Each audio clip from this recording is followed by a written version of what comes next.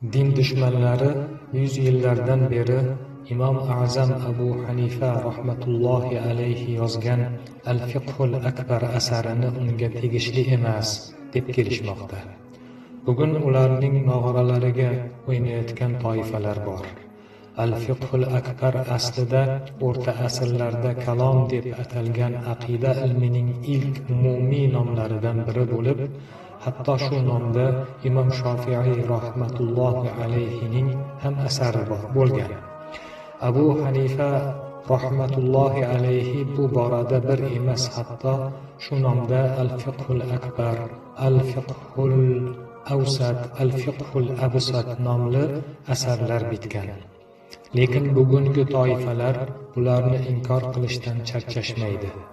Ular bizni aqidamiz matni bo'lgan Al-Fiqhul Akbarni qalbimizdan yo'q qilishmoqchi.